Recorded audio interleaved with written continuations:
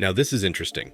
In the United States, single women possess a greater proportion of homes than their male counterparts, holding 58% of the nearly 35.2 million homes owned by unmarried Americans, while single men own 42%. This represents a reduction in the gap from the year 2000, when single women owned 64% of homes, compared to the 36% owned by single men. All right, there's been a lot of talk about the gender gap in tech, but it turns out when it comes to home ownership, there's also a gender gap, especially if you're single.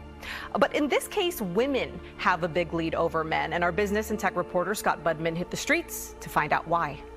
Yeah, it's a pretty wide margin, too. Single women are more likely than single men to own homes here and across most of the country.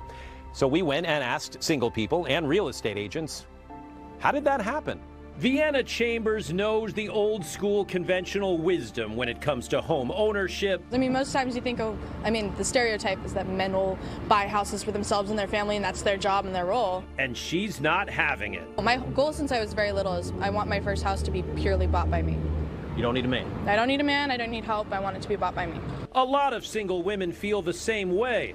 In fact, according to the U.S. Census Bureau, more single women in San Jose own homes than single men. They also own more homes in San Francisco. In fact, the South Bay has the largest margin of single women ownership nationwide. And even though women still earn less on average than men, I wanted safety, I wanted good neighbors, I wanted close, good schools.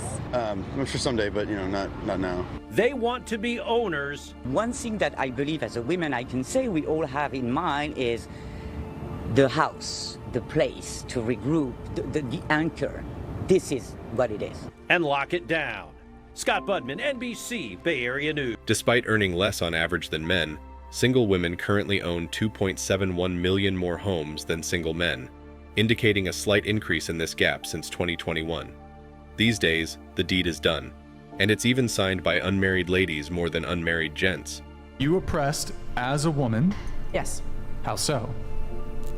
I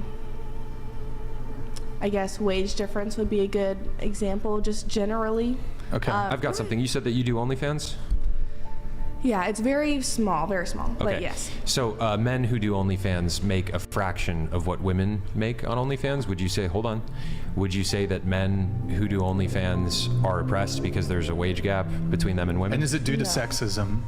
The wage gap on OnlyFans, is that due to the sexism? Well, it's because of the patriarchy, probably. So there's actually not really supply a wage. and demand.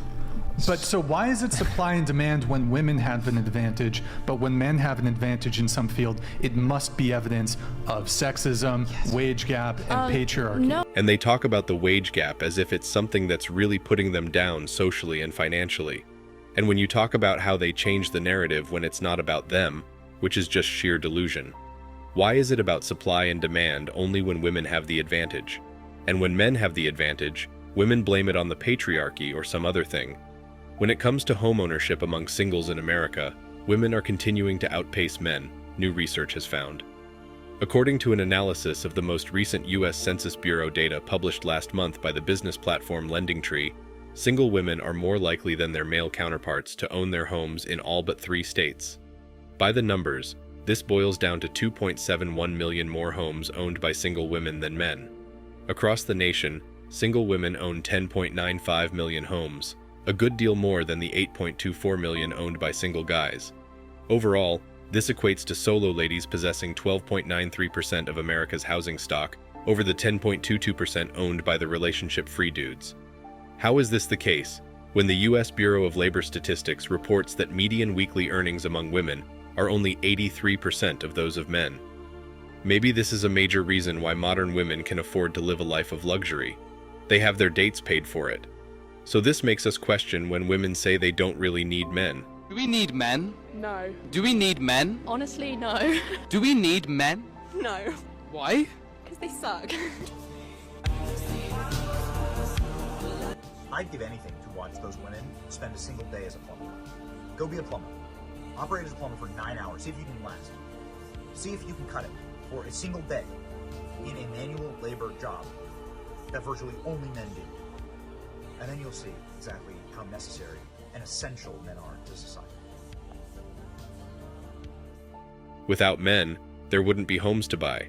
Single women own about 10.76 million homes, while single men own about 8.12 million. Put another way, single women own an average of 12.9% of the owner-occupied homes in the 50 states, versus 10.06% among single men. Louisiana has the highest share of homes owned by single women.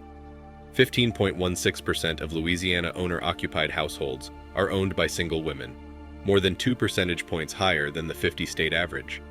Though it's relatively sparse, there's evidence that single women are more willing than single men to make sacrifices to become homeowners, LendingTree suggests in the report.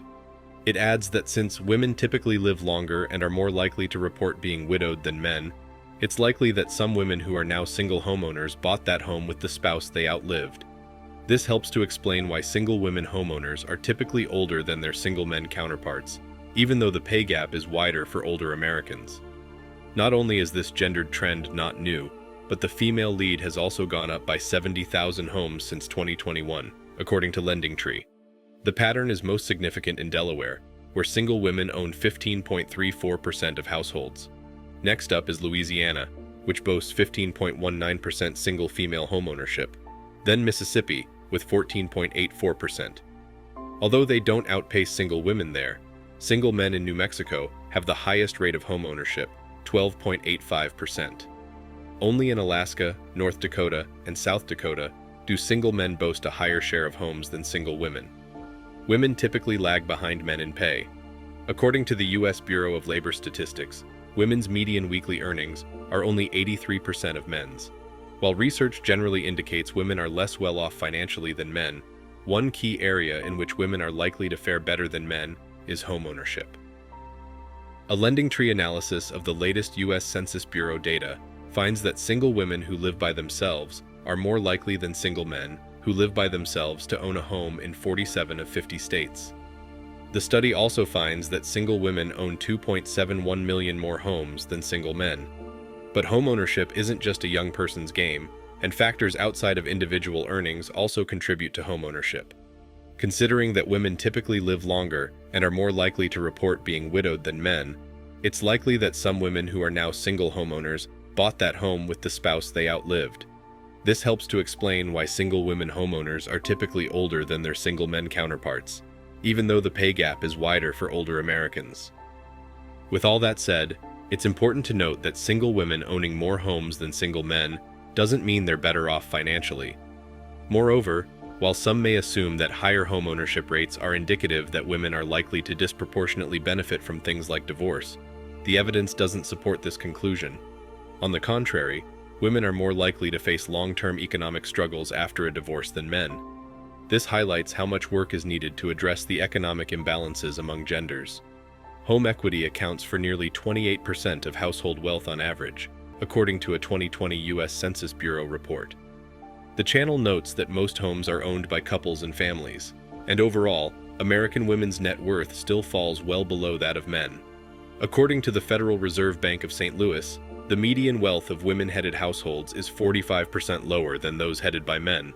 If there's one really important thing about this study, it's that a lot is going on here that's influencing women's wealth, and we'll need a lot more information before we can definitively say why things are the way they are. We all know what's going on behind the sheets. Everyone does. And that's it for today. Single modern women might own more homes in the US than single men, but we all know who is paying for these homes. Thanks for watching Man Reacts. Show us your love and support by liking this video, sharing it with your friends, and subscribing to the channel. Support us and help us spread support for men around the world. Do comment and share your thoughts. We're always up for a healthy debate and discussion.